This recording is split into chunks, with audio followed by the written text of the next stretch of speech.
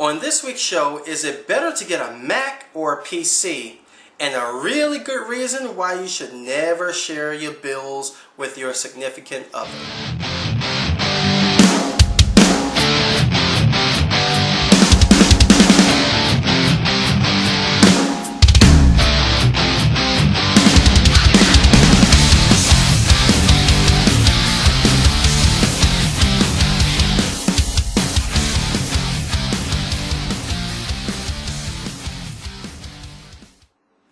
Hello and welcome to another episode of Ask Dr. Fox. Today we have a few announcements. First of all, if you will notice, our site has changed. It is now more user-friendly and you can upload your own videos via the new site.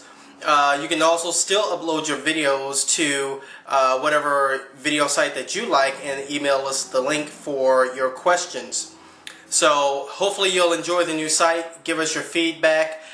We're still tweaking it a little bit, but until it's perfect the way we want it, it's still a work in progress, so bear with us, and we look forward to having all your insight on it. Okay, so now we have a few questions that we want to get through on this show, and our first question comes from Tanya in Massachusetts.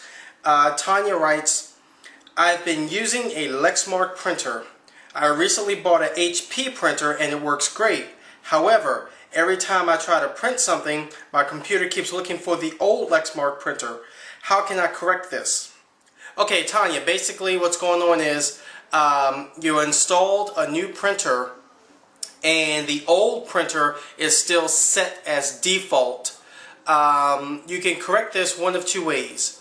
One, you could just uninstall the old printer if you're not going to be using it anymore. There's no sense in having the software on there or however you had it, set up. You can get rid of that, or you can just change the default.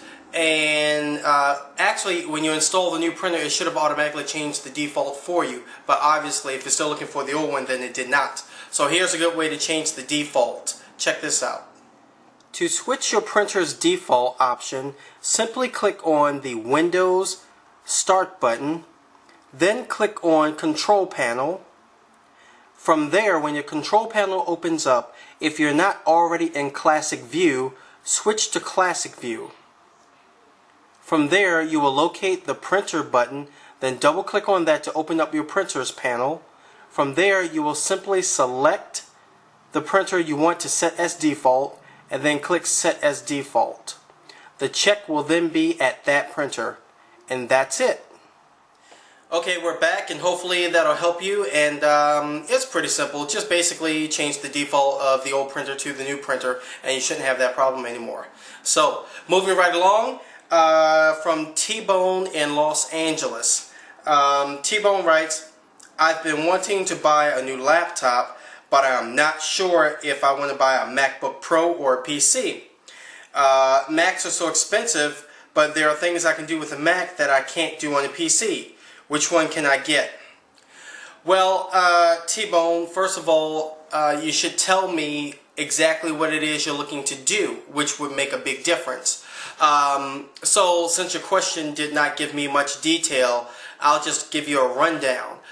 Basically, Macs are used mostly for professional use, such as video editing, like what you're seeing now. Even though I use a PC for this video, I should be using a Mac, but yeah, you're right, they're expensive. I'll get one, don't worry, I'll get one. But basically, Macs are used for video editing, business purposes, and I don't know what you're going to be using it for. PCs can do all of the same. It's just one major difference from my point of view. With a Mac, most softwares that you use with a Mac have to have a Mac version. And Mac softwares are very limited. Another thing is, the best way to edit video, which is what I'm assuming you're using a Mac for or wanting the Mac for, the best software to use would be Final Cut Pro, which only works on the Mac, as you know. There's a host of other differences, but basically, if you're going to just be using email, internet, chat, games, things like that, I recommend you just go ahead and get a PC. If you're going to be doing some hardcore video editing, or business and things like that, I'd say get a Mac. But if you're not doing that, save yourself the cost, get a PC, basically. Okay, and moving right along, our final question this week comes from Jimmy in Cleveland.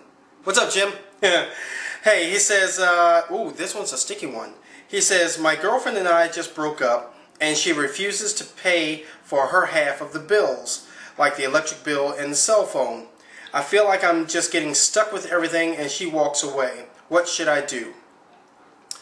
Okay, Jimmy, that's a sticky one. I wish you would have gave me more detail with that as well. Okay, but going on what you just wrote me, I'm going to say that, first and foremost, if it is not a significant amount of money, then there's no sense in paying for like pursuing her legally. What I'm saying is, if it's not over, say, you know, $1,000 or $2,000, if it's not a significant amount of money more than that, then I'd say if it's a small amount of money, just pay it, cut your losses, and move on. However, if it is a significant amount of money, then I would say pursue her in small claims court. You know, if you know where she's now located, or if you have her information or social security number or anything like that in order to pursue her. You know, first and foremost, be careful when you share bills with someone. You know, it can come back to bite you later.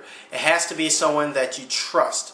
I mean, in that case, honestly, you know, a lot of relatives are having trouble like that these days. But since this is your now ex-girlfriend, I'm going to say be careful with that in the future. Learn your lesson. If it's a small amount of money, pay it, cut your losses, keep your credit intact. You did not tell me if her name was on the bills or not, if she can legally be held responsible for 50% of that. So, small amount, cut your losses, and just pay the money and get out of it. And if it's a large amount of money, pursue her and see what happens from there. If it's anything else to that, email me all the details and I'll give you a better answer. But going on what you just told me, that's what I think you should do. Cut your losses if it's small, pursue her if it's large, and in the future, don't share your credit and your bills with someone, no matter how much you love them. You may love them today, but you don't know what's going to happen tomorrow. Be careful, okay? And that's it for this week, and I want to thank you all.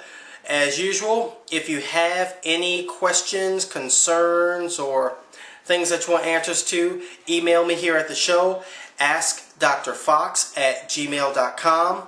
Although, if you want to be a star yourself, how about you just record your own video question, upload it to your favorite server, and then email the link to me, and I'll put you on the show.